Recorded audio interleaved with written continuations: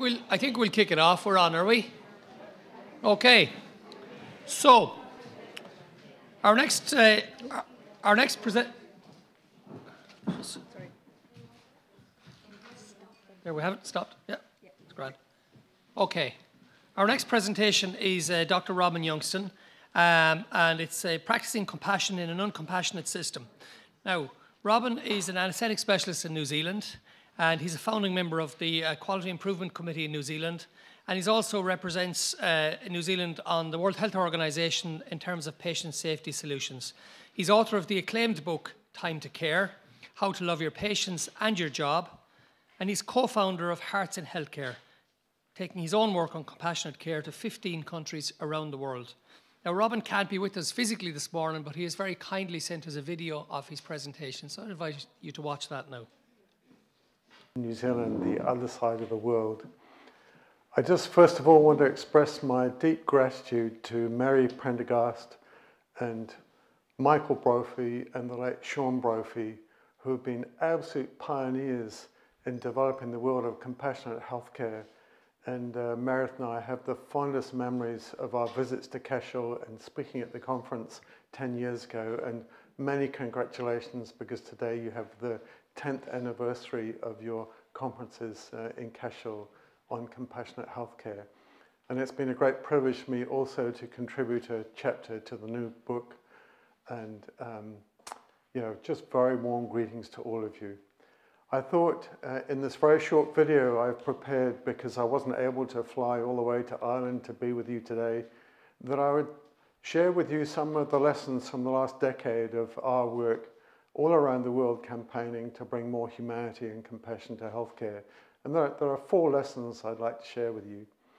The first lesson is that if we want to see compassionate care for our patients and our clients, really we have to start with ourselves.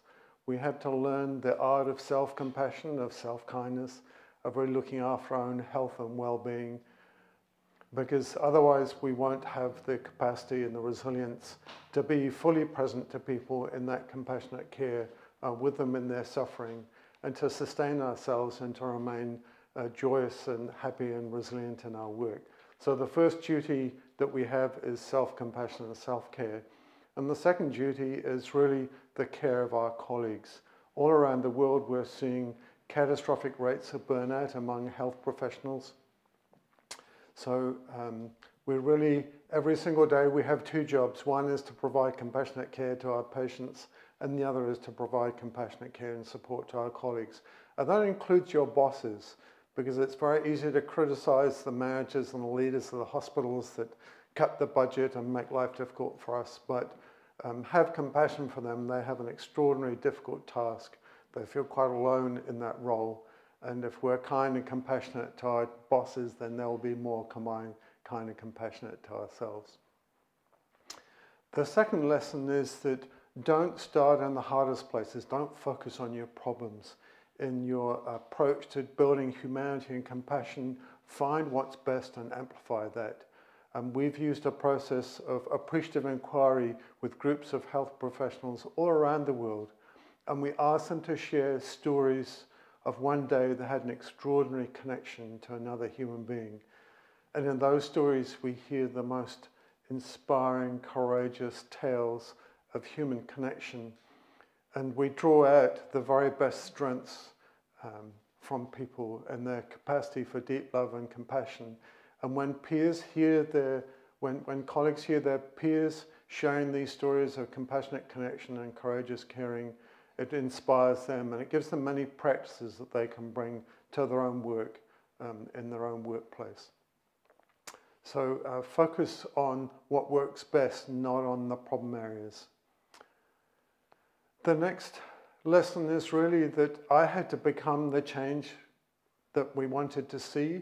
I began this work quite angry. I was an evangelist. I was critical. I was judgmental of senior bosses, health bosses, and medical leaders that were creating institutions that seemed to me that really were not kind and compassionate. But it wasn't until I dropped my own judgment and let go of that righteousness and became humble that those people began to listen to the words that we were saying. We had to do our work in a way that was aligned with the values of compassion and generosity that we were trying to promote. So instead of trying to run a business and charge a fee for speaking or doing consulting work, we decided to take our work into the gift economy. And now if I'm speaking or doing consulting work, I don't quote a fee. I come in service to whatever organization or event that I'm presenting at, and I invite a donation to make our work sustainable in the future. And that's just a wonderful way of working, because compassion and caring don't live in the world of business transactions, they live in the world of interbeing. And when you step into the world in that space of generosity and compassion, then the whole world changes around you and you receive generosity and compassion in return. And the final lesson is that really that the kind of culture we have in our healthcare institutions is not peculiar to healthcare. We're seeing the same problems in education and justice and local government. And really the ultimate lesson for us is that if we want to see compassionate and humane healthcare, then we first of all have to build compassionate communities. And that's really the place we have to start, with ourselves and with our communities, because every healthcare institution is set within the context of a community. And the most sustainable versions of work anywhere in the world is when we've taken our work out of the context of institutions to working across a whole town or a whole city to raise up a collective endeavor to bring more humanity and compassion to healthcare, no matter which organization you work for. And that work has been much more sustainable. So I wish you all best wishes for your conference. I'm sure it'll be a wonderful success. I greatly look forward to reading the book. I have such fond memories of sitting down with a video camera and interviewing Sean Brophy and listening to all his wonderful insights and stories. I have deep fondness for Mary Prendergast and Michael Brophy, deep admiration for their leadership in this field of compassionate healthcare. We wish we could be there in Ireland's day. We can't. So sending our very best wishes from our little town of Raglan here in New Zealand. Yeah, kia ora. Bye-bye.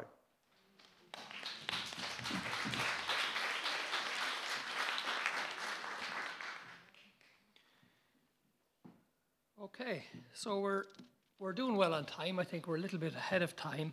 I suppose one of the things we often talk about in healthcare is, you know, caring for ourselves, caring for the care. We've been hearing these concepts for a very long time.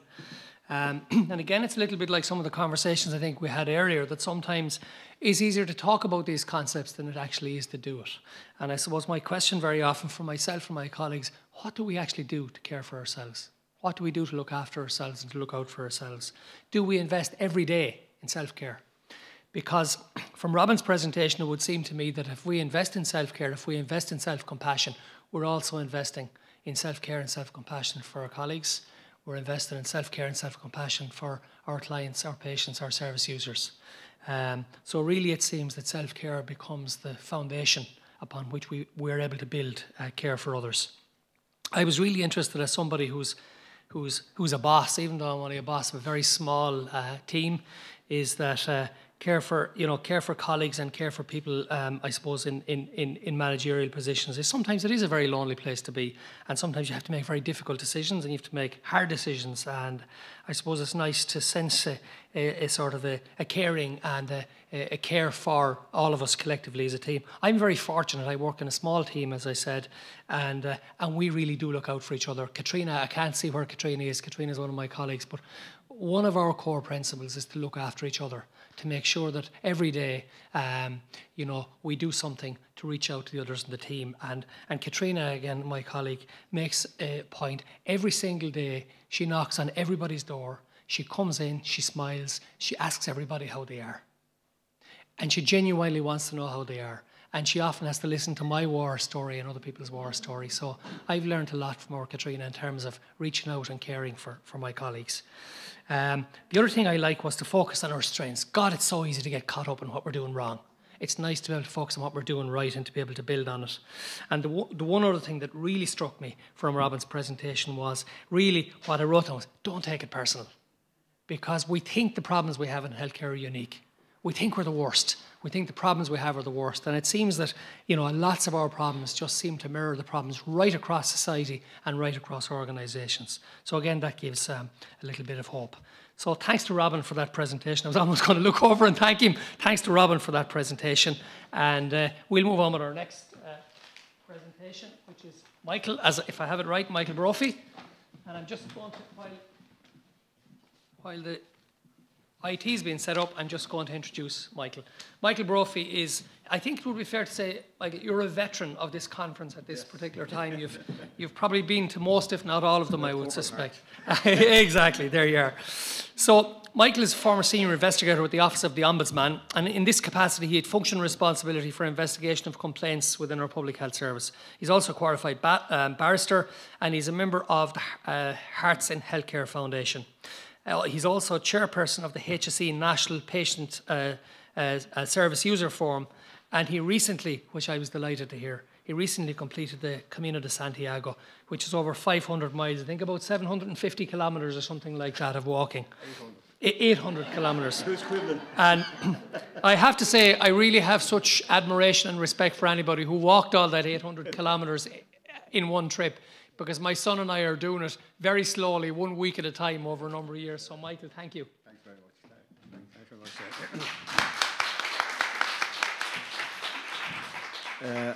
Just in relation to Robin's video, I'll have to send him a donation now for all the nice things he said about me. And just in relation to Dana's contribution this morning on the drawings and that, you know, I was in the Tate Gallery in London recently, and I'm 73 now, so I spent 73 years of my life having no interest in modern art at all. I just thought it was just like a building site with a light shining on it, you know. But I managed to get into the Tate for a Picasso exhibition. And although I still don't understand it, I began to say, there's something in this. And I was reminded of that this morning when I saw your drawings. Yeah. So buy her stuff now, it'll be worth a fortune in the years to come. And just, unfortunately, Wilf is gone. He gave a tremendous presentation, and it was great. And I love his accent. You know, Yorkshire people are very direct, you know. They don't take prisoners at all, you know. So, he mentioned this issue. One of the issues was purpose and meaning in your life. And as James said, I'm just back from the Camino. The beard is from the Camino, because you don't carry a razor. Everything is about weight. Yeah. Everything is about weight. The less you have to carry, the better, you know. But I met a cross-section of people, mostly young people. And to me, everybody's young now. So these are in their 30s, late 20s, early 30s, but they're still young to me. The vast majority of them were seeking something, but they didn't know what they were seeking. Some sort of meaning or purpose, or a career which wasn't working out, and where were they going and what were they doing and that, you know. So I thought his take on the difference between spirituality and religion is dramatic in that sense, you know. So what am I here this morning for? I'm going to talk about as principles derived from the experience of an individual patient, which is my brother, Sean, who died about just in 2017 on Valentine's Day, which was ironic given that he spoke about love all of his life in terms of his experience. But if I just give you a bit of his background so you'll realise why is he worth listening to, right? So he was born in the middle of the last century, as I was, you know. You can say that now, the middle of the last century I was born. He was born with scoliosis, and in the 40s, it wasn't a pretty thing to be born with scoliosis. Part of his treatment was being wrapped in plaster of Paris and hung from the ceiling to see whether they straighten his spine, you know. So that's just the way things were in our times. The family was decimated with TB. We were living in a tenement in Dublin, and my mother's 4 sisters died of TB. I was just reading there recently about another street where we lived not too far away, Henrietta Street, where there was 800 people living in 15 houses built for one family per house. And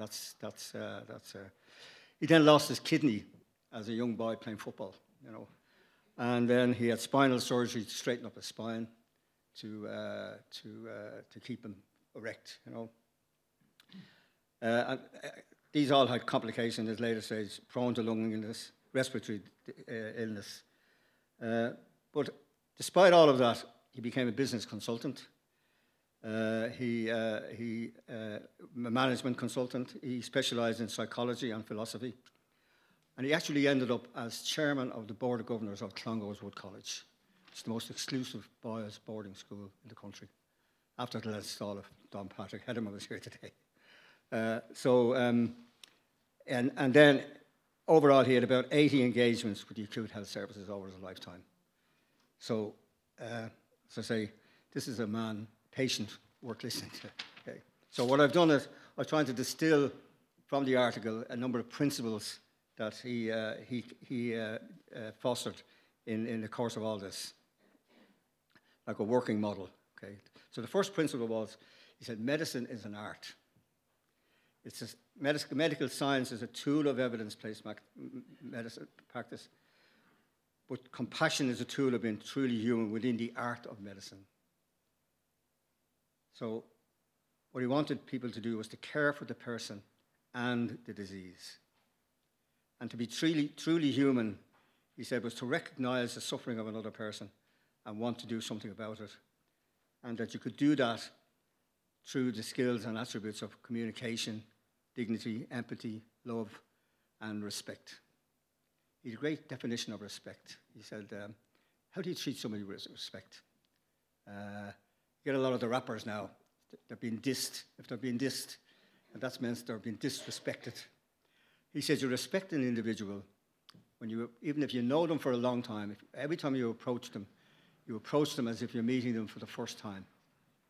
And how would you like them to feel about this encounter? And that's how you respect somebody. Okay.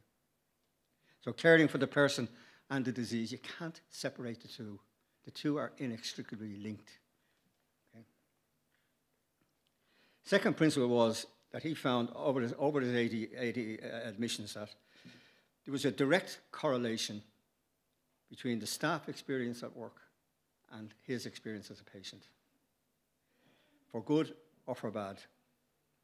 So if staff are feeling bad, the care won't be deliberately bad. Because you see, he never came across somebody who came to work to do a bad day's work. Never. But that could happen for a variety of reasons. And one of those experiences was that they weren't feeling good about the job, or they weren't feeling good, or there was a toxic culture where they were working. Robin Youngston spoke about that, certainly in his earlier days. He has mellowed a lot now, as you hear from that. When he started out on this road, he was a young man, an angry young man, and didn't take prisoners with regard to hospital administrators and things like that. And he has mellowed in relation to that, and particularly in relation to the experience of staff having compassion for themselves, having a value on themselves, and giving life to that. The other thing he thought was staff generally will go where they're led. Generally. Now, that doesn't always work, but in the main, staff will go. If they're led in the right direction, they will travel in the right direction. If they're led in the wrong direction, they'll travel. And if they're not led at all, you'll end up with a vacuum of poor patient care. And he was very taken with this concept of authentic leadership. And what he meant about that was that leadership in any domain, particularly in health service, is a service. And leadership is a privilege. And a lot of it contingent on the ability of the leaders to lead themselves. And he said that when values and behaviors coincide, authentic leadership begins. And he was really strong on this. He had this definition of integrity as well. When your actions, your behaviors match your values, you're living with integrity. So therefore, the choice of taking values and selecting values for yourself is hugely important in your private life. On Wednesday, I'll be talking to a group of first-year students in social care in the DIT in Dublin. And I'll be talking to them about the issues of values and beliefs and how important it is for them to now that they're in their late teens and early 20s to begin to develop a coherent set of values for themselves. Heretofore, they've been handed down to them. They get them from their parents, if they're lucky. They might get them from their peers, if they're lucky, or a significant other, if they're lucky. But now they have to start developing one for themselves, and how important that is. And then that their behaviours have to mirror their values. And when they're doing that, they're acting with integrity. The third principle Sean used to have was that you're not a human being, or having, sorry, you're not a human having. What he meant by that was, don't define yourself by your possessions. Don't define yourself by the size of your car, or your house, or your bank balance, all of which are important. There's nobody denying it. If I asked you today now, is money important? Nobody would say it's not. You know? But don't define yourself by that. You're not a human doing, so don't define yourself by what you do. So you're not a doctor or a nurse or a consultant. You are a person who is practicing those in the context of the medicine that you find yourself in. And you're not a human being, but you are a human being. And being he defined as surviving as a biological organism and flourishing in your well-being as a human person. And these were key concepts for him because he had developed and he qualified and understood a concept of psychology called personal constructs, which is, he used to say, it's the psychology of making sense of things around you. And how he would describe that in terms of two fundamental things in life. The highest construct that anybody has is dual-based. It's their survival or death as a living organism. And you know that yourself. In the main, that is the thing that drives most people. They want to stay alive. Now, you will have exceptions to that, given you see parents giving up their lives to save their child and things like that. But in the main, the struggle is to stay alive as an organism. But contrasting that was the struggle to flourish and develop. Before Wilf had to leave, I went up to him and I said, Maslow is not extinct. He's more important now than it ever was before, because he talked about people self-actualizing themselves. That simply means becoming the best version of themselves that they can be. And everybody has a duty to do that. Most of us never make it. Some people don't even get out of the traps, unfortunately. They spend their whole life missing out on that point completely, you know. So principle 4 was, he said, he taught as a person, there are psychological hungers that a person has. The first one is this existence, the hunger to exist and to know that you exist. And your relationships in your healthcare, he felt that this was so important for you to understand. And the example he would use would be a baby crying and the mother picking her up and comforting it. The baby knows that it exists. And he contrasted that against a clip on television some years ago of children in a Romanian orphanage. And they were stunted. There was no reaction when people came into the room because they spent so much time asking, do I exist? And being told no. So, do I exist? Very important when you're dealing with, and he developed these thoughts from A&E because that's where we spent most of our time as he got older and got sicker in terms of that, you know. So, do I exist? The second hunger he thought was for recognition. So after you've proved to them that they do exist, do you recognize them? And he used the example here of Oprah Winfrey. She said, on our final TV program, she said she'd interviewed about 30,000 people. And every one of them, she said, wanted to be validated. They wanted to be validated. Yeah. They wanted to be recognized. And the expression she used was, do you see me? Do you hear me? Does anything I say matter? Hugely important in healthcare. The third hunger he thought was for structure. What's going to happen next? and particularly in A&E, this was hugely what is going to happen next. Information. And the analogy he would draw, he'd say, can you imagine the chaos in an airport if people didn't know what's going to happen next? And how it does happen like that. When you're out in the airport, you don't know if your flight's going to take off, how people get very upset. You know. The last one he taught was this hunger for hope. And the definition of hope that he used was this, you see it there. And he got this from Václav Havel, who was the Czech, former Czech prime minister and poet. And so it's this utter conviction, you can see absolute certainty that whatever the adversities of my life, whatever the obstacles, I'll find a way to make sense of them and find a way to overcome them. Okay. And I remember talking to him about this one day, and he was talking about Havel. And I might have mentioned this last year, I'm not too sure about this, but Sean was a great Everton supporter. That's an English football team who never win anything. They haven't won anything for about 50 years. But twice a year you go over to watch them, mainly because my father used to go over to watch them. And they were the Catholic team in Liverpool at the time. You know? So anyway, he looked at this and he said, I think that fella Havel must have been an Everton supporter. Okay, so 3 human emotions in an emergency. Again, as I say, a lot of this came from our experiences in, he was the greatest expert patient ever. He had his notes permanently in his pocket. So when he knew when he was going downhill, he'd ring me and say, we have to go to the A&E.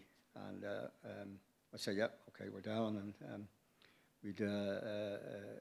so he'd go into the triage, and the nurse would be presented, and the doctor would be presented with a comprehensive series of notes, you know. And I remember one time, a young Australian doctor he was, he said, oh, good eye, how are you doing, Sean? You know, I'm going to give you some classes. Sean said, no, you're not. Oh, why? He says, did you read the notes? You do that, he says, I won't be able to walk for 2 months, you know. So without confrontation, you know, he was so expert in that degree, you know. But he thought that there were three things to recognize in any of these sort of situations was anxiety, fear, or threat. And if I could just give you an example from my own personal sort of concept of this.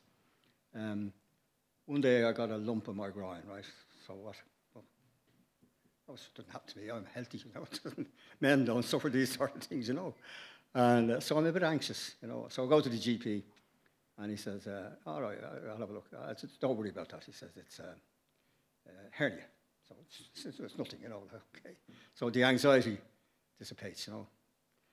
Now, had he said to me, well, I don't like the look of this, Mick. We sent you for some tests. Now, I'm ratcheted up now. I'm beginning to get a bit fearful, you know, what this could be, you know. So I get the test done, and I come back, and he says, don't worry, still only a hernia, all right. Oh, no, we need to go further with this. You've got to see an oncologist, you know. So now I'm threatened. My existence as a human being is threatened. And I might react in different ways. Every person will react differently. I reacted like a typical man. Shut up, never said a word. Put the head down, do what has to be done. Don't talk about compassion like that to me at this stage, you know. But other people would get very angry and start berating you or for whatever, you know, all the various, and members of their family then who are going to be affected by this. So he was always looking, what is behind the activity? What are they saying to themselves? How are they making sense of what's going on around them at the moment? And when he understood that, then it was easier to deal with. Okay. 5, okay, yeah. Okay, principle 5, gone.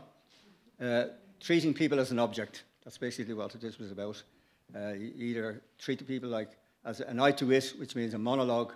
You're talking to a bed number, a soft feed in bed 6. You're talking about room 222, or you can talk to somebody as a person. That's a, there we go, okay. And again, this was, do you see me, do you hear me, does anything I say mean anything to you? Okay. Yeah. Principle 6 was, the map is not the territory. People create their own maps of reality. Everybody does that. You're lucky you'll understand that. If you don't, it's very difficult to wonder, what is that person doing that? You know, you say, why? That drives me mad. Why are they doing that? It's because they have a different map created for themselves. In healthcare, the conversation is the relationship. We heard that all through the things this morning. You know, that's where you're going to. No man is an island. We become human beings and persons in our relationship with each other. So it's in that conversation that you're going to develop the relationship. You cannot not communicate. Every one of you is communicating with me now. You're not saying a word, but you're telling me with a look on your face, by the way you're sitting, whether I'm talking a lot of horse manure, or you like what I'm saying, you know. And it's the very same. John Lonergan, I think, we might talk about this afternoon, the power of a smile. They say that only 7% is the words I'm using. The tone of voice I use, and my body language is the rest of it. So, okay. I won't go into that. He had a form of system of trying to understand a person. He used to say that you can never solve a problem at the level that it's presenting itself. So he'd say the environment or culture. That's the way we do things around here. You'll only change that by going up one to the behaviours. You'll only change behaviours if people have the capabilities and to do what you're asking them to do. And when you go up then to beliefs, values, and identity, what he would say is any change at those top 3 levels will automatically change the bottom 3. So if you get change on purpose and meaning and beliefs and values, that will change behaviours. Okay. So the further question for yourselves is, what will be your legacy? And Sean used to say, my legacy, he said, will be determined on the day that I die. Because that's what I've done. Whatever I've done, that's what I've done. And that will be my legacy. Okay. The challenge then for you is to identify your own purpose, identity, beliefs, and values. I'm sorry, I'll actually do this now. The last one I have is that little vignette I gave you there on those 6 levels. There's a man called Robert Dilts who developed this. And that's a reference to an article, his most recent article, bringing his thinking up to date, which is well worth reading if you're interested in that. The second thing is, Robin made a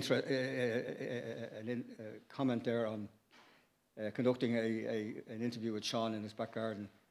And I remember being there for that. And Steve will remember Sean made a video for a conference in Edinburgh that he couldn't attend. And then he recorded 6 little vignettes on the sort of things I've been talking about here this morning. And I managed to get them all together, and I put them up on YouTube, and that's the link. The link is also in the book, in the chapter in the book. The link is there. So if you want to see them on any of the sort of things that I was talking about this morning, they're there. Okay. Can I give an anecdote before I go? Of course you can. All of you, most of you working in the health service, you know what it's like. You're battled day in, day out. You get constant criticism. The papers, one day after another, you're being hit, you're being knocked and everything. So I give you my war story. Everybody has a war story. This is a war story with a difference. A month ago, I was travelling to Mary's husband's funeral in Tipperary. And I was picked up in Limerick Junction, train station, by a friend of mine who was going to the funeral. And he said, I'll pick you up at the train station, bring you to the funeral, bring you back to the train station, so you won't have the 200-mile round trip from Dublin in the day. You know? So he picked me up at 9:45. We went into a motorway cafe and had the most unhealthy breakfast you could ever come across, you know, full of stuff you shouldn't be eating. And then we got back into the car, and there's about 11:15. Now, we're in the middle of Tipperary, and all of a sudden my face starts to swell, and my skin goes completely red, and my mouth starts tightening, and it's clammy. I said, well, Willie, I'm in trouble here, you know, whatever it is. So we ring an ambulance, right? Middle of Tipperary, ambulance service. 5 minutes. 5 minutes. Just happened to be passing the end of the road. into the ambulance. Very good. Got me onto a can't remember, but whatever it is, started reducing the swelling. Half an hour down to Clonmel ED. That's the worst reputation in the country sometimes, you know. No queue, no queue. Straight in, triage straight away, blood's taken, seen by a doctor within an hour, and discharged. Willie brings me back to the station, and I'm on the train going home at 5:30. Now there's a war story of a difference. And the end of that is I upgraded myself to first class and had a gin and tonic on the way home. Well done.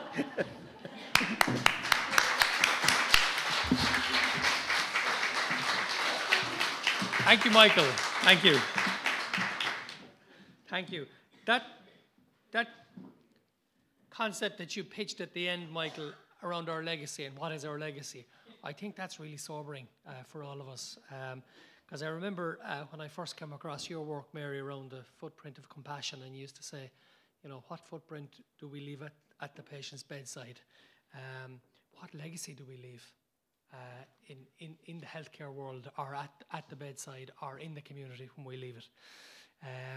I really like that concept of meeting people as if we're meeting them for the very first time. It probably resonates with me a little bit, Michael, because I'm a mindfulness teacher and I'm very involved in mindfulness circles. And we often talk about, you know, treating every moment as if it was the very first moment, and treating every experience as if it was the very first time we had this experience. And I can say from experience that, God, it is refreshing and it is transformative, because then we don't have to hammer out the old worn ways of responding. We can start afresh, we can start anew. The other piece, I suppose, that you mentioned by way of a challenge, I think, and it is a challenge to all of us, is that importance of stepping up. You know, if we want change, or can we step up? And I suppose, can we embody this change that we seek in ourselves and others? And then finally, I suppose, that piece that really struck me, that's really important, as you said, in an embattled health service, is being able to have hope, belief and optimism that things can be better and that we can make things better. So thank you very much for that, Michael.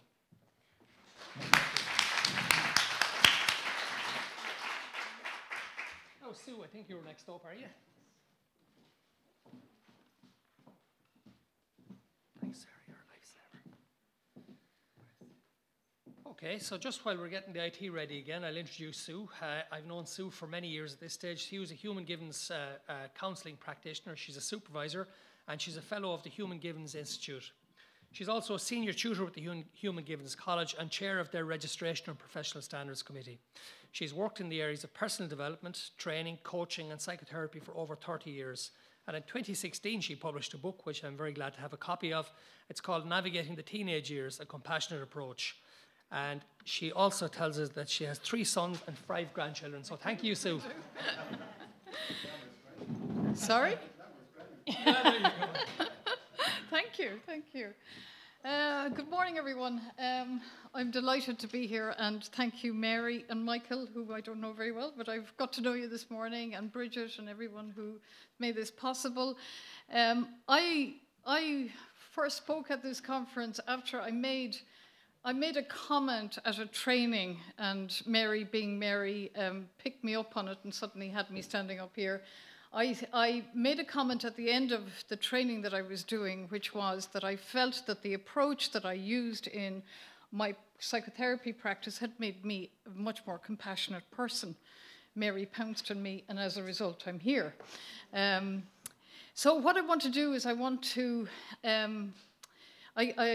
the talk that I gave a couple of years back, on which the chapter is based, really spoke about something that was already spoken about this morning. It was very focused on my spiritual journey and my psychotherapy journey.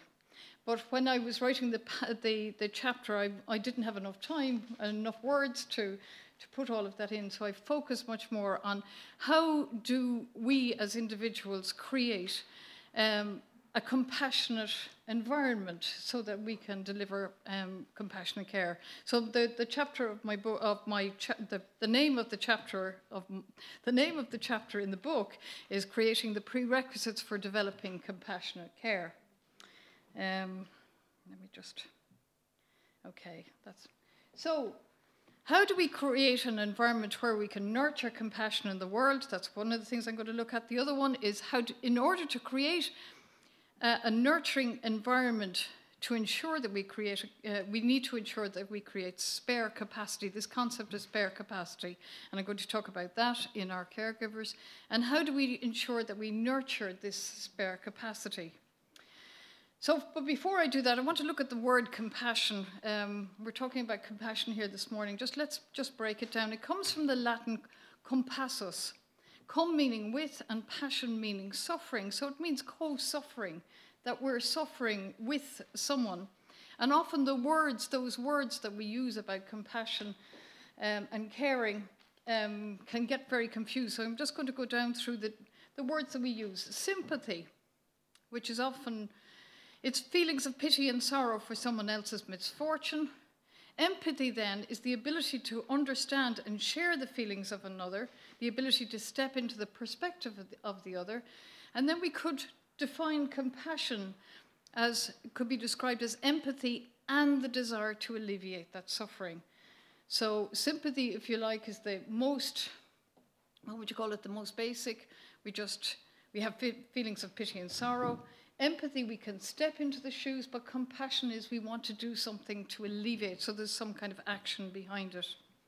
So how do we, so the next question I want to look at is it innate or is it developed? I mean, is compassion something that we come into the world with, or do we develop it?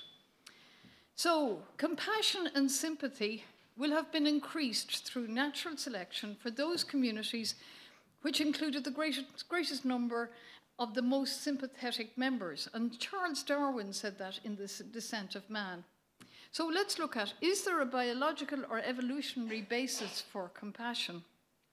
So what I'm going to do now is I'm going to go into a little bit of neuroscience, and I do, if there's any neuroscientists in the room, this is very basic, so my apologies before I start. One of the things that we know from neuroscience is we have these mirror neurons, if any of you are aware of mirror neurons. So Joshua Green and Jonathan Cohen in Princeton University, they began to look at, they asked individuals in a piece of research to contemplate harm being done to others, other people not related to them. Contemplate harm. And one of the things that they saw in an MRI scan was the areas associated with love and compassion were activated within the brain. So, and that's those mirror neurons within the brain are being activated where we actually feel what someone else feels, and the areas of love and compassion for the other person are activated. Then when they were asked to contemplate helping others not related to them, what they saw was the caudate nucleus and the anterior cingulate gyrus in the brain lit up. And these are the areas associated with rewards and pleasure. So when we see harm being done to another person, one of the things that happens is that the areas associated with love and compassion are lit up. And when we actually deliver help to another, we get reward and pleasure, which is really interesting when we see that these are the innate parts of the brain,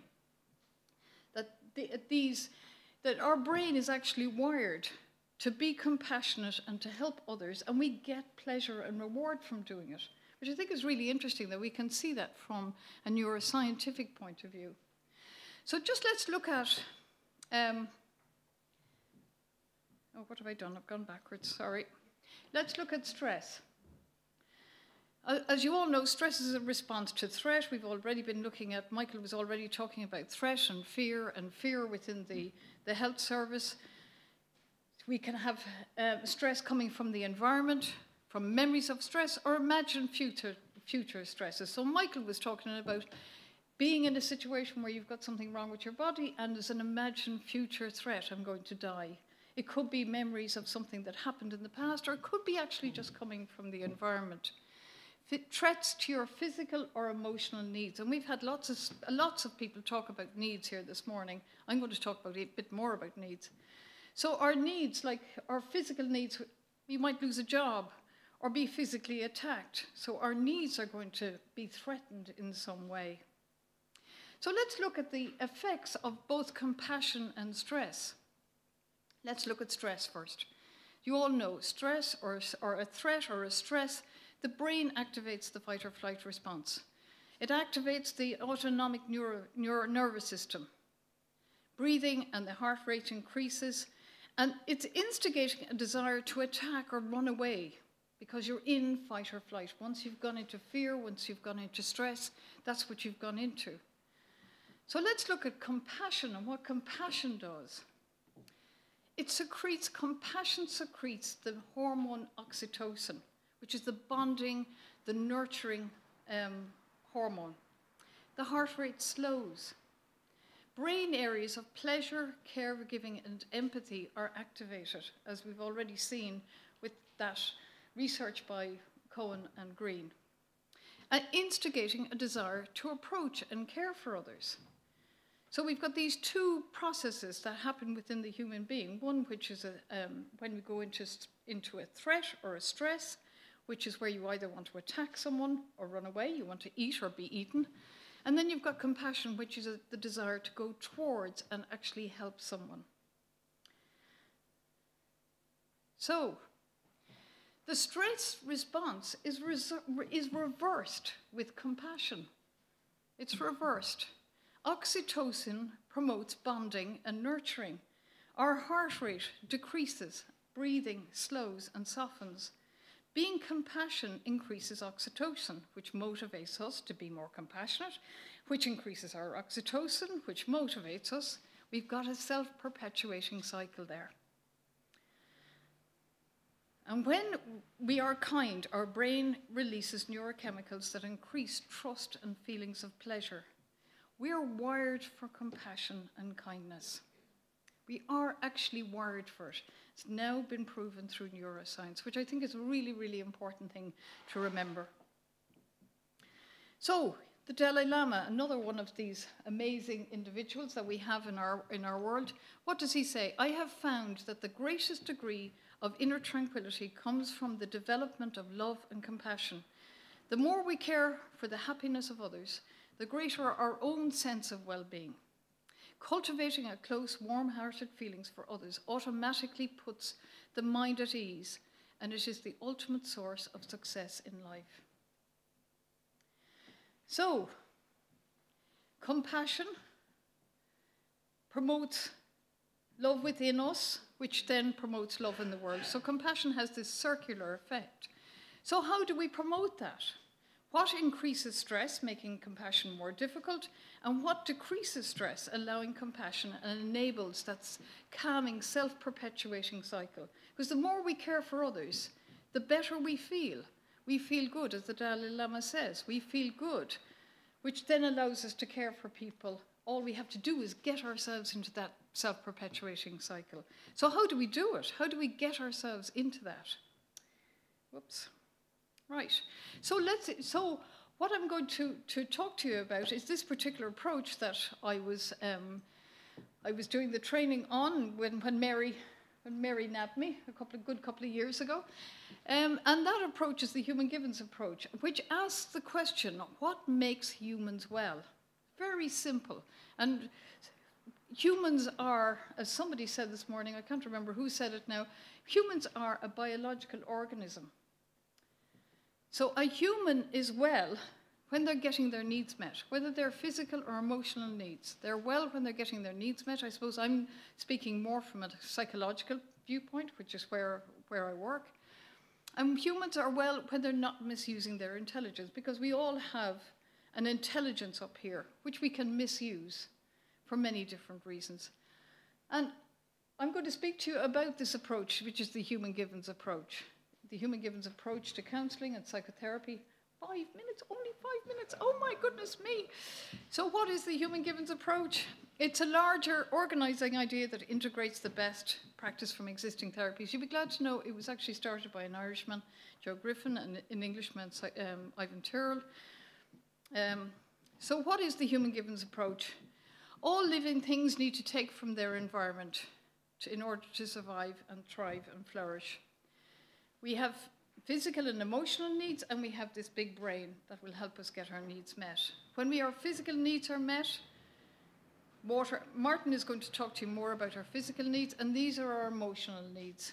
Security, feeling safe, attention, control and autonomy, friendship and intimacy, connection to the community, status, competence and achievement, privacy and meaning and purpose. I only have 5 minutes left. I was going to go through them all, so I'm going to very quickly give you a picture of every one of them. So there's security, there's attention. Michael was talking about attention, how important attention is. Control and autonomy, how we need to feel we're in control. Friendship and intimacy. Belonging to a wider community. Status, recognition. Michael was talking about that. Competence and achievement. The fact that we need to feel we're competent and we're achieving something in the world. Privacy.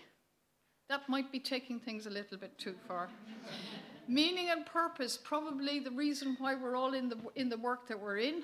And it can be got from being stretched, being needed by others, and then that thing that was also spoken about this morning, a spiritual or philosophical approach. Now I'm going to skip down through all these.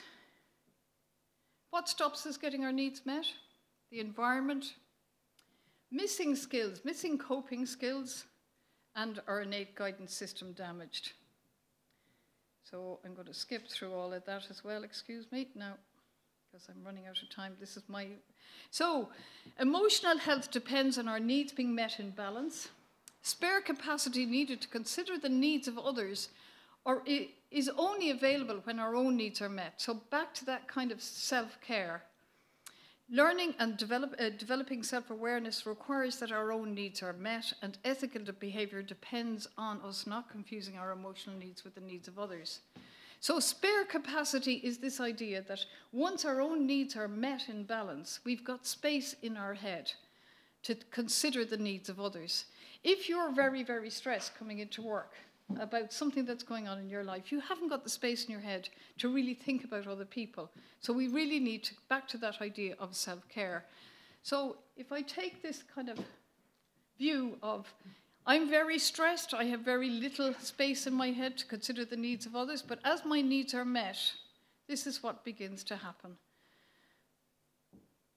So that because my needs are met, I don't really need to be focused on myself. I've got a lot of space in my head to focus on others.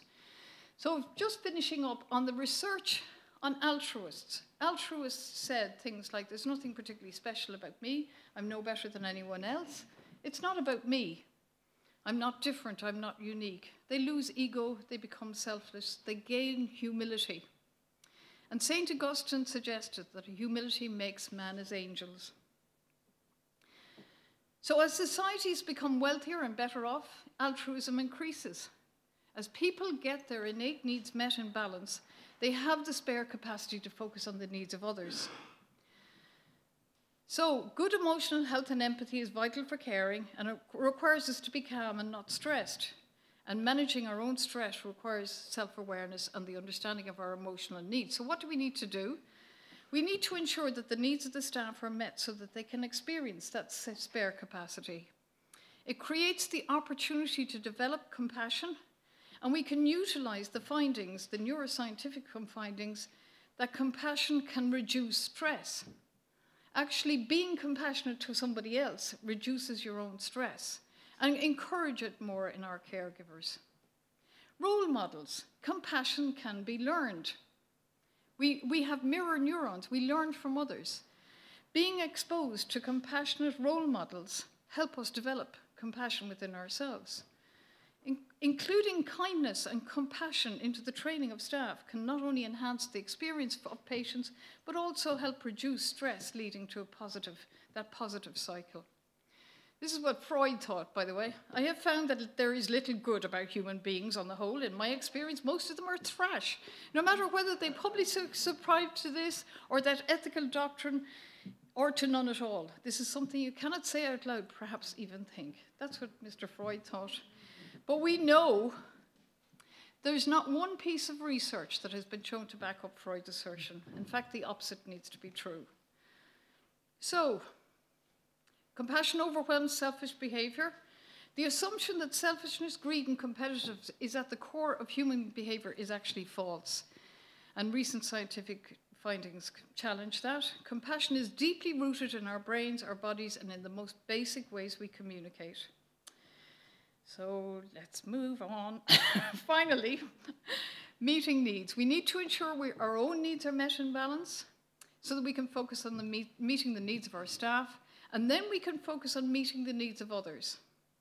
Patients, clients, students, children, we can all be altruists, and maybe even angels.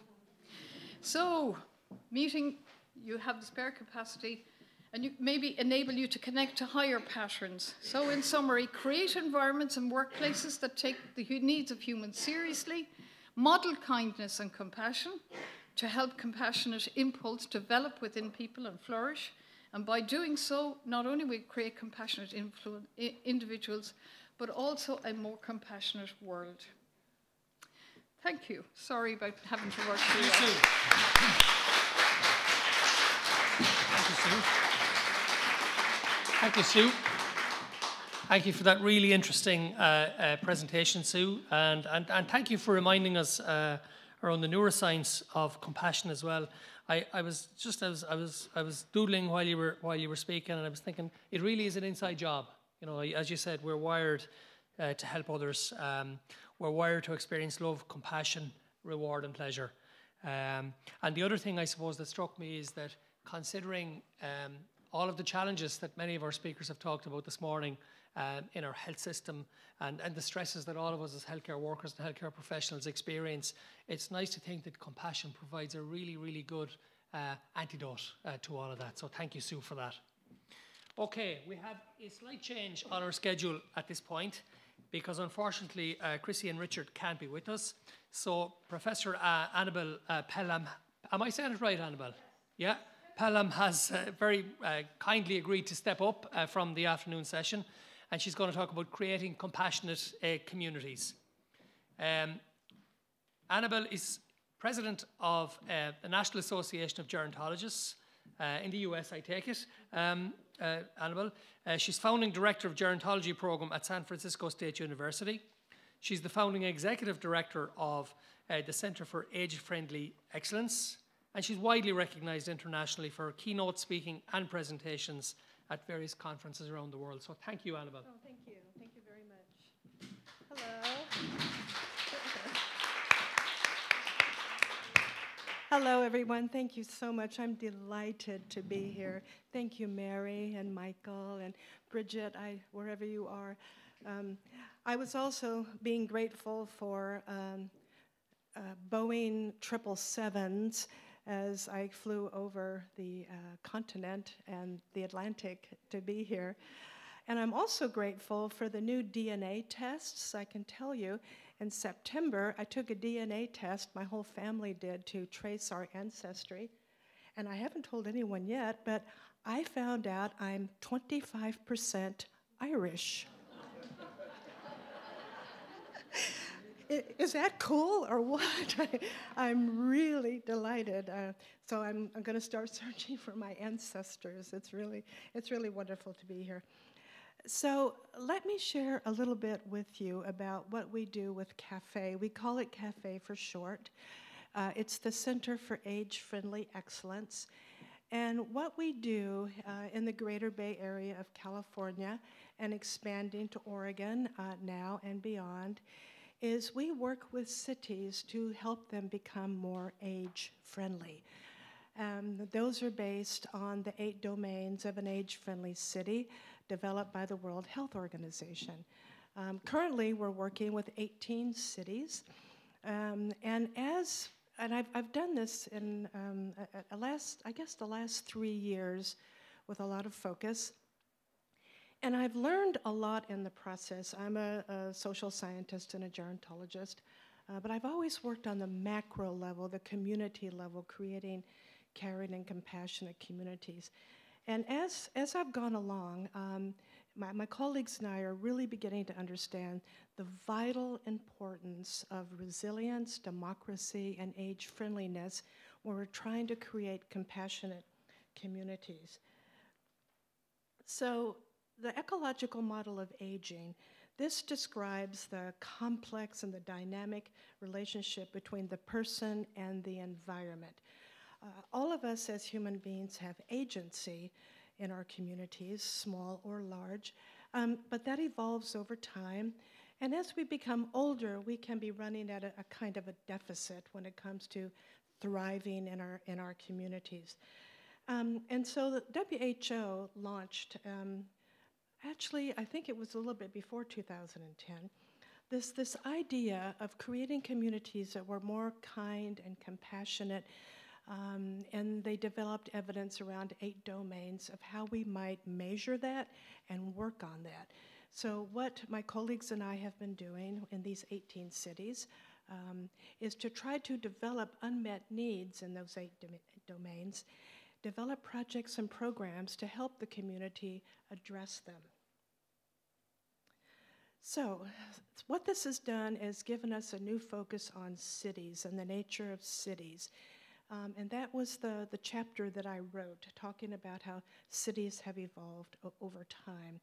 They've been a blessing for humanities, certainly, but there's also the struggle in human group life to figure out how do we make our cities that are vibrant and healthy, respectful and sustainable? How do we do that? Because human beings have had very different cities over time.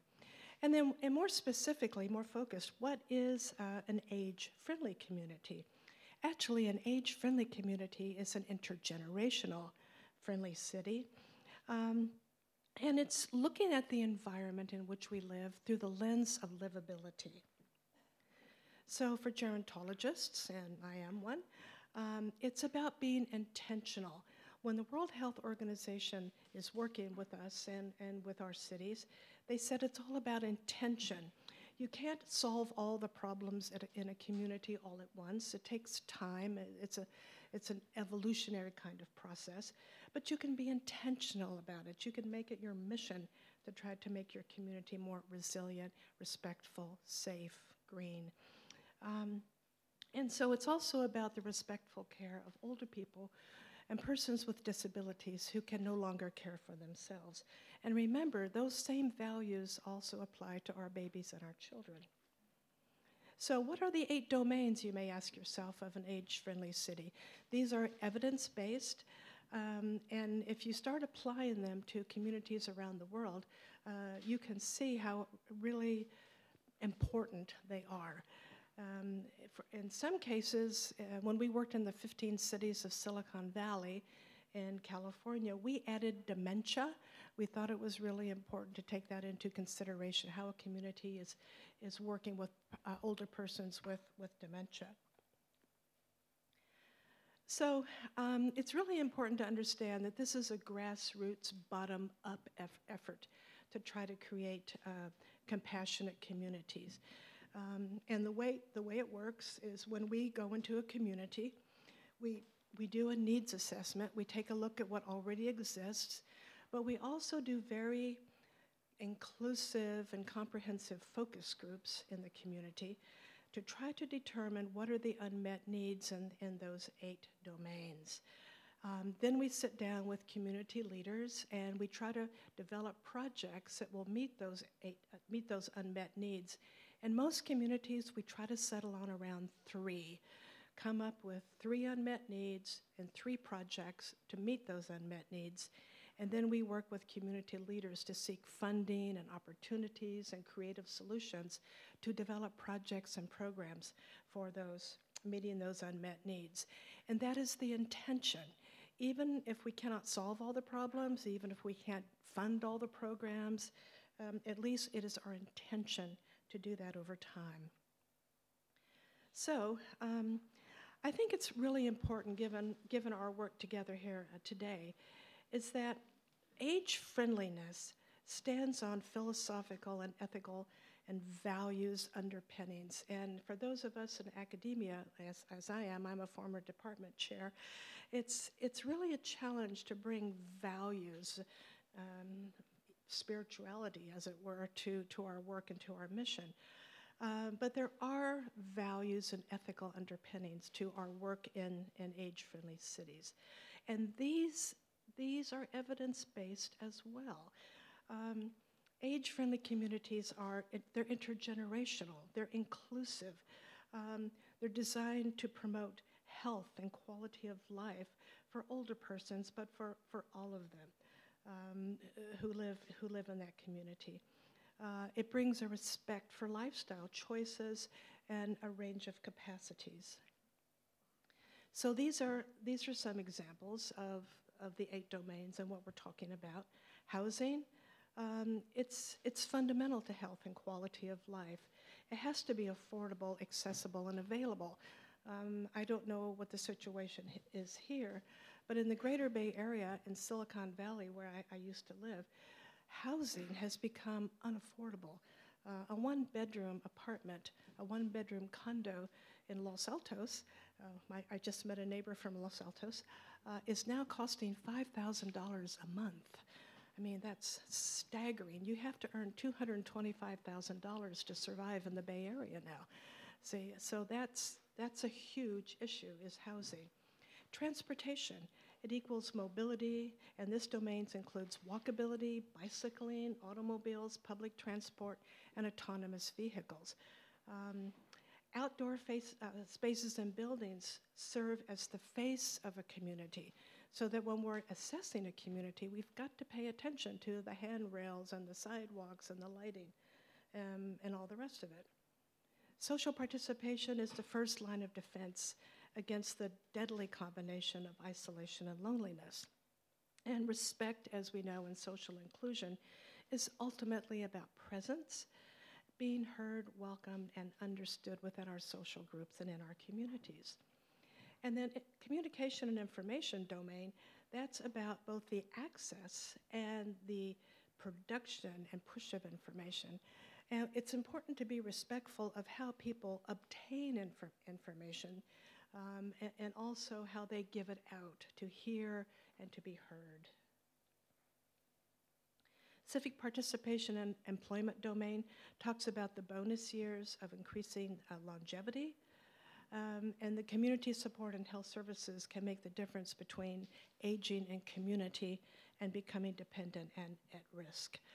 So in gerontology, we used to talk about aging in place, but oftentimes older persons or persons with disabilities would become a prisoner in their own home. So now we're talking about aging in community and having a porous environment between where the person or families live and the larger community. So age-friendly cities and communities are compassionate cities and communities. They're holistic. This is a high-level vision of compassion. Enlightened civic leaders and elected officials wisely take a holistic life course perspective to plan and organize city life and services. In my work, I travel around the world and visit age-friendly cities and take notes about what's interesting, what's creative, what's working. And I can bore you for hours about what I've seen and observed. But there are some wonderful, wonderful things going on around the world. One example I saw was Jyväskylä and Helsinki and Finland.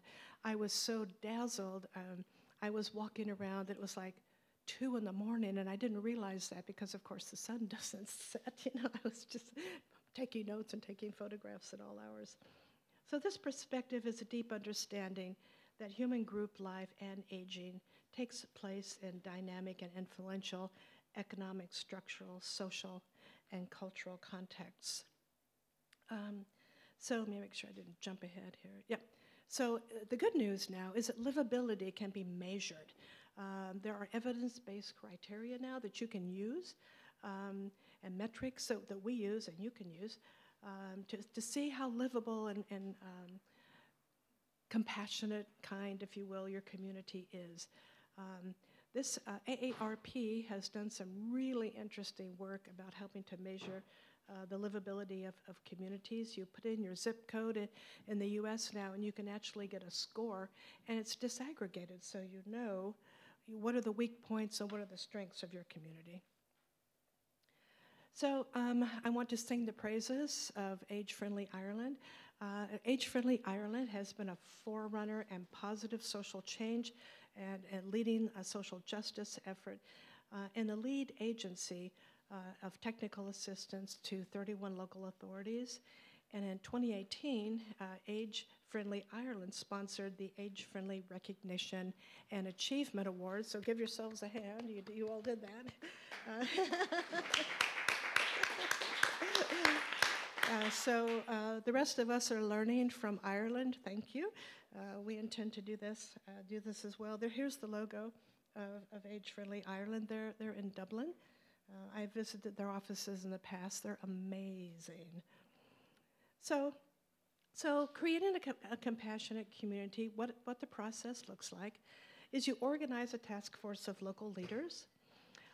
You involve and assess the older adult focus groups, existing needs surveys, and project ideas to meet needs. And remember, this is led by older persons. It's not a top-down experts kind of thing.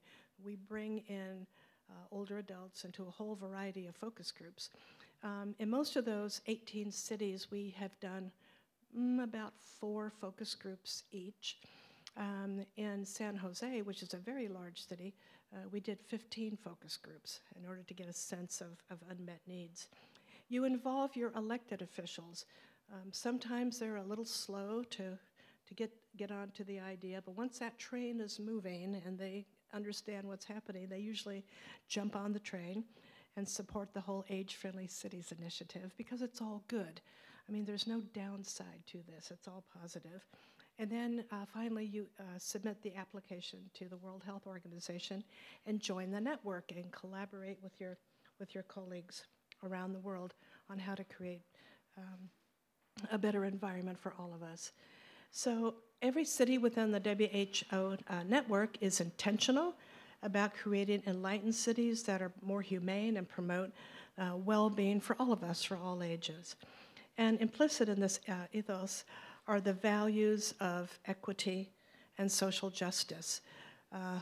You are looking at a social justice advocate, activist, relentless soul here. Projects and services are based on evidence from the minds and the hearts of older persons, all older persons whose opinions about unmet needs and a better future are respected. Science takes the lead, as well as democratic ideals, because everyone participates. So we're developing new metrics that explain and predict healthy aging and potential applications. A civil, democratic, participatory society ensures that all persons and their families have a seat at the table. All persons have a seat at the table, and where those decisions are made when we do age-friendly cities. So this is compassion in action. One can debate that an age-friendly city has a spiritual dimension in the sense that it represents a purposeful intent to lift up all persons to a higher and better place. The commitment is to create, to offer solace and hope and celebrate the added value of older people in a community. It's about imagining a better future and the intention to make it so. It's work, but it's also fun. Age-friendly cities also have economic benefits. They create social capital. There are really targeted and focused and understood infrastructure innovations. City leaders understand where to put the resources. And we're also creating healthy and vibrant communities. Thank you.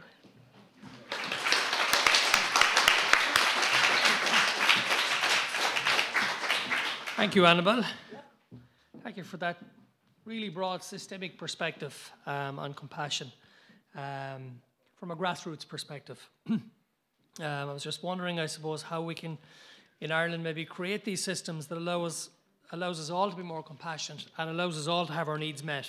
Going back to what Sue said earlier, that ability to engage, to connect with others is really central to all of our health and all of our well-being. So really you gave us a helicopter view. We were able to look down at all the key structural and social infrastructural aspects that we might need to have a healthier and more age-friendly environment. And really it's wonderful to see that we in Ireland here are part of a worldwide movement. So thank you for that, Annabelle. So folks, we are getting to a stage where we have some time for a plenary session. So I might just want to check the time. What time is it? I might, if it's okay, invite our speakers from this morning to come up, and maybe perhaps people would have questions or comments. Is that okay? Yeah? So if you want to join us up here, folks. I can just move on my nest over a little bit.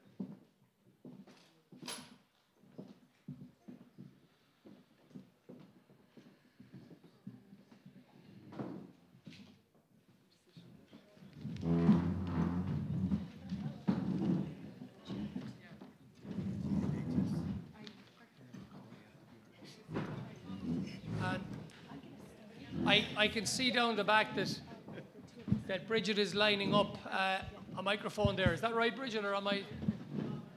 Yeah, grand. So you can have this. I'm not quite sure what number that is, folks. So we have an opportunity to take some time, maybe for comments, for reflections on the presentations this morning, or perhaps if people have any questions.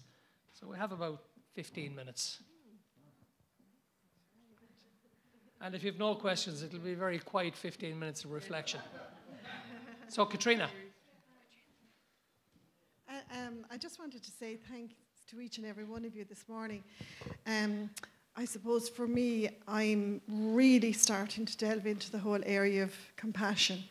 And have been for a long time. So I've been threading it through my life for a number of years. And I suppose I found all of the presentations this morning very heartfelt, I suppose, and meaningful. But yet given me opportunity to reopen a lot of the shackles within my brain that I probably sometimes you send to bed and forget about and move them on again. So I just wanted to say thanks to everybody.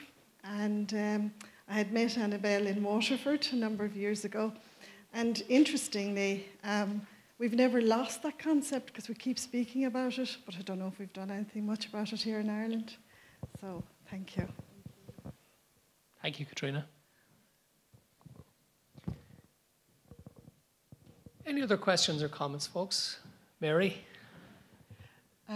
It's been a privilege to be here this morning with all these speakers and their lovely work and what they have contributed over so many years. And thank you for being here in Cashel and sharing that. And we always felt here was a space that we could discuss most things that we might not be able to do elsewhere. So it's wonderful to have you here. But one of the things that touched me this morning was really about leadership and about making things, adapting to change, reflecting on it and using our resources in a way that are important for us to invest in. And I suppose my question is about transformational leadership and how do we encourage that, support that and keep people inspired.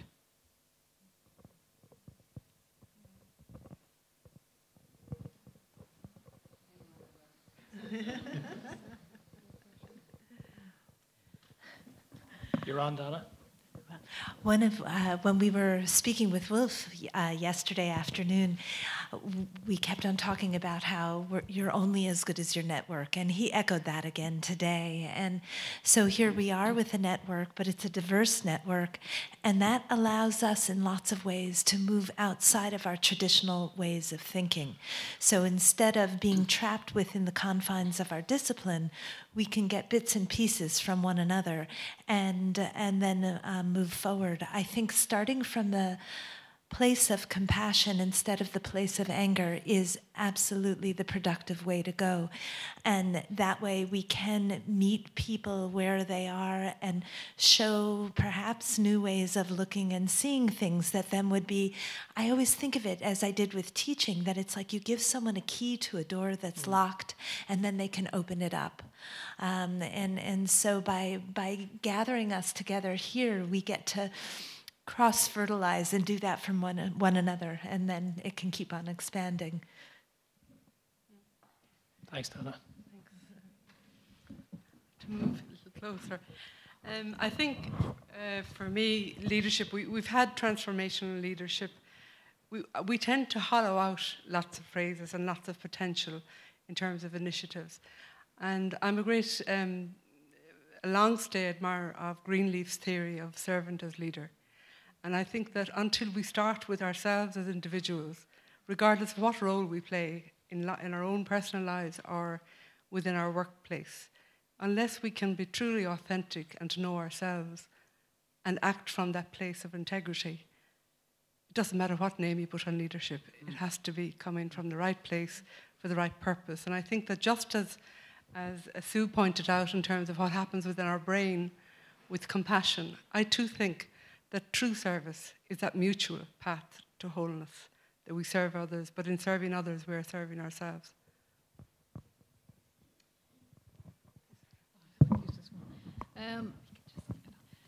I one time worked in one of our very large organisations here in Ireland, which now has a very bad name because of what happened with the financial crisis. But irrespective of that, there was a particularly inspirational manager that I had, and he said to me one time, this was within the Bank of Ireland, for those of you who, anyway, he said to me one time, he said, you know, Sue, a fish smells from the head down.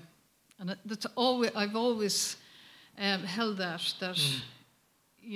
an organisation is as good as its leaders. And I think one of the other things that really strikes me about transformational leadership is that it does start with ourselves. And going back to the whole idea of role modelling, that if we can develop compassion within ourselves, I think then that it's contagious. That's the other thing we've learned about emotions. Emotions are contagious. That how I am, you know, other people can pick up that from us. So even without speaking, that if I'm very angry, for instance, and somebody's sitting right next to me, they may not even realize that they're getting angry without even speaking to me, that they're picking it up. But compassion is also contagious. So I think the more we focus on that. And the other thing that strikes me, which I never really got into, because I had to skip through my old talk so quickly, was that the thing that drives me is to recognize that all behavior, when you're trying to lead change, that behavior of individuals, all behavior is an attempt to get their needs met. And when you begin to really see that when somebody is being obstreperous or digging their heels in, that it's really they're trying to get some need. And when you begin to look and see, well, what need is it? Maybe it's security, or maybe it's attention, or maybe it's control. That when you can begin to see the need that is trying to be met behind the behavior, we can be far more compassionate to other humans, because suddenly their behavior makes sense.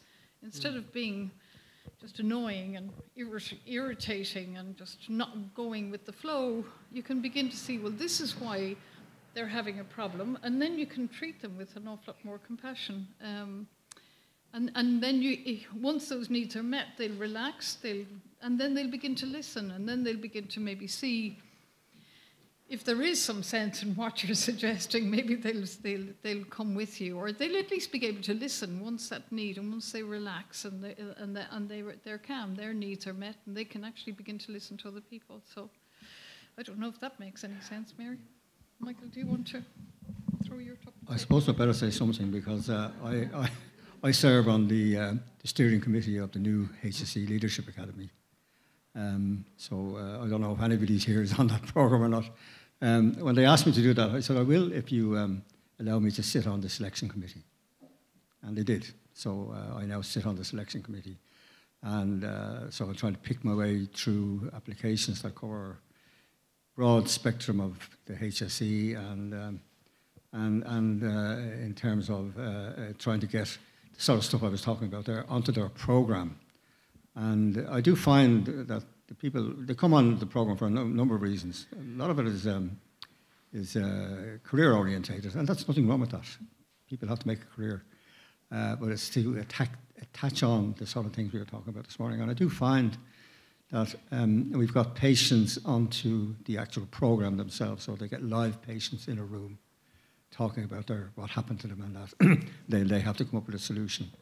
And so how that will work, sometimes I get down in the sense that I know that a lot of them will go back into cultures which are not conducive to what we're trying to get them to do, you know. But then it's at an early stage. And I come back to the little model I gave there. If you want to change a culture, you have to change behaviours. If you want to change behaviours, you've got to change attitudes. If you want to change attitudes, you've got to change beliefs, you know. And I often say to them too, because on a Tuesday morning, tomorrow morning now, I'll be facilitating a Socrates cafe in a day centre where old people sit around, including myself. It's very hard to put myself into that bracket now. I'm not old, I facilitate. They discuss issues of philosophical concepts. And I'll throw it out tomorrow morning, I'll throw out the concept of leadership and that. And it can be, it can be anything at all, you know. But one of our heroes in that group is Tony Soprano, because we reckon he's the greatest philosopher of the 20th century. Yeah. When he took over the gang, he took over the family, and the first episode he takes over the family and he gathers them all into this pub called the Bada Bing, which is a strip joint somewhere in New Jersey, and he gathers them around, and there's Paulie Walnuts and all of these, Mike the fishman or whatever it is, you know. And he tells them, look, he says, you guys, a lot of things are going to have to change if you want things to stay the same around here. Very good, very good. Very good. Well, I've been a social justice activist all my life. I've been at this a long, long time. And what I've learned is that it's really important to take care of your health. It really is. Nutrition and exercise and sleep and rest. And it really, because it's work. I mean, what we do, and we're all rainbow warriors here, right? In one way or another. But it's work, and it's energy, and it's time, right? So I think it's really important that we take care of ourselves, and we put the oxygen mask on yourself first, right? And then you can put it on the next. And that's not a selfish thing. I mean, looking, you know, more broccoli, right? More. Since I've been here, I've been ODing on salmon. It's so wonderful. Where I live, it's $29 a pound. So I'm salmon breakfast, lunch, and dinner. Take care of your health. So you can be a happy warrior, a rainbow warrior with surplus energy and time and a sense of humor. And I think it's also really important to listen. Just close one's mouth and open one's ears and just listen. And the truth has a way of bubbling to the surface. When that happens, I think it's important to study leadership. I mean, really study it, so that one can find the leadership style. When you talked about, Mary, transformational leadership, find the leadership style that works for you. We need compassionate leaders desperately. In my homeland right now, we're really, really struggling. I'm so glad to be here, I can't tell you. So, yeah, study leadership, take care of your health, and be present with listening, I think, is what I would suggest. Thank you, Annabelle. Just Mary, in response to that, I think that having sort of been involved at many huge initiatives throughout my career in terms of nursing and general policy shifts and developments, and I remember in the late 90s in the Office for Health Management, we set up the first leadership programme, and we had great hopes for that. And I think, having been in leadership positions myself, I now realise that, and why I shied away from transformational leadership is, I really think that the best one can do is have transformational leadership in situations. So it's a situational transformation leader. The rest of it is about resilience and staying with it. And I think, to quote 2nd century AD Marcus Aurelius, he said, The people go to the sea and the mountains for retreat, but the best place for retreat is one's own mind, to be refreshed and replenished. And I think that's kind of sums it up. And I'll follow suit. What I think of as leadership comes from the Tao Te Ching, which is the notion of being a pattern in the world. So all those small actions really do have profound leadership consequences. And I truly love to have a word for the capacity, the spare capacity, because that makes it, I think we shy away from the self-care because we're socialized to think of that as a weakness or a self-indulgence, but it really is a way of just making yourself more able to be that pattern in the world. Donna, thank you. Thank you, folks. I think we're thereabouts on time. What I'm going to do, if it's okay, before we go to lunch, is I'm going to invite us all, maybe, now that we've finished with the talking for the morning, is to just take a couple of moments to sit silently and allow some of this stuff to settle. Would that be okay? So I'd invite you, if it's okay, maybe just, if you're comfortable with it, maybe to just close your eyes and allow yourself to settle a little bit.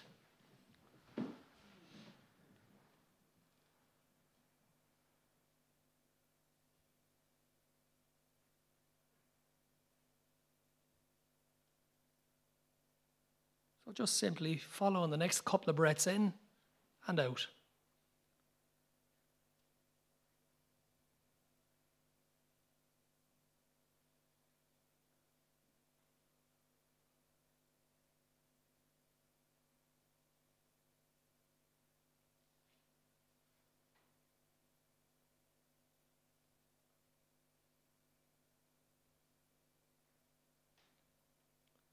As we sit just now with the experience of the morning behind us, what are we thinking?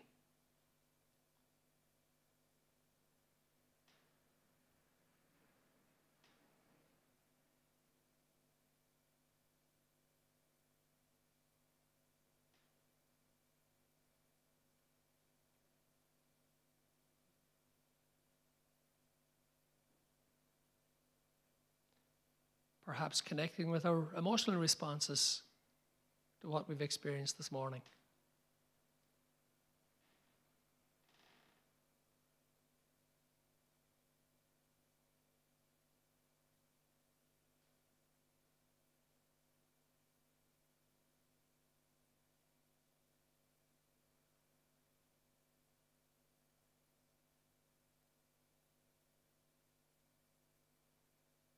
And dropping our attention and our awareness down into our physical bodies, allowing ourselves to embody this experience, to feel it in our bones.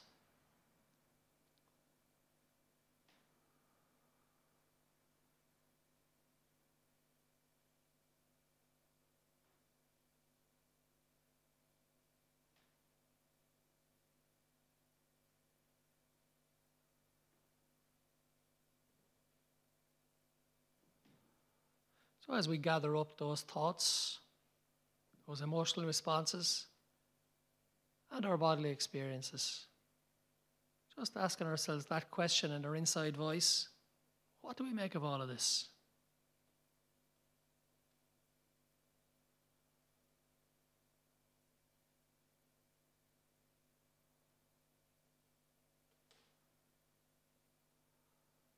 What does all this mean to me?